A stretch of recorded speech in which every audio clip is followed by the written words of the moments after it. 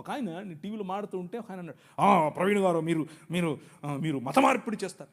మేము ఎక్కడ మత మార్పిడి చేసామండి బాబు, ఏంటి ఏం లేదండి మీరు అవునా, నీకు ఇట్లా కాదులే, ఇంకొక రకంగా చెప్తా అని చెప్పి, సరే మీ పేరేంటి అంటే చెప్పాడు. ఆయన ఆబ్వియస్గా బ్రాహ్మణుడు, క్షత్రియుడు, వైశ్యుడు కాదు.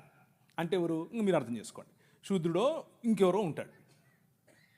మీరు స్కూల్కి వెళ్ళారా అని అడిగాను. మీ అమ్మగారు ఏం చేస్తారు అని అడిగాను. మా అమ్మగారు లెక్చరర్ అండి అన్నాడు. ఏ కాలేజీలో అని అడిగాను. చెప్పారు. అయితే మీరు సగం క్రైస్తవులే అన్నాను. అదేంటి అంటే మీ సనాతనంలో మీరు చదువుకోకూడదండి, మీరు కాలేజీకి పోకూడదు, మీ స్త్రీలు అస్సలు చదువుకోకూడదు, వాళ్ళు చదువు చెప్పడం ఏంటి, చూసారా మా భావజాలంలోకి వచ్చేసారు అన్నాను. అయ్యో నవ్వుతున్నాడు. అయ్యో మీరు ఏంటి ఏది చెప్పినా నువ్వు సగం క్రైస్తవుడు అన్నాను. ఆయనకు మైండ్ బ్లాక్.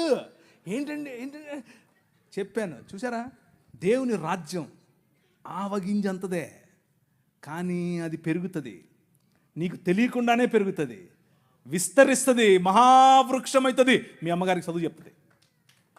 అర్థమైందా? ఎలా కట్టాం, నీ రాజు ఎలా కట్టాడు?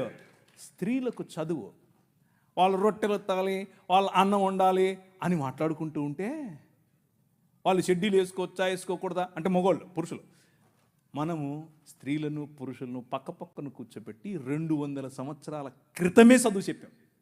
That is the Kingdom of God, దేవుని రాజ్యం.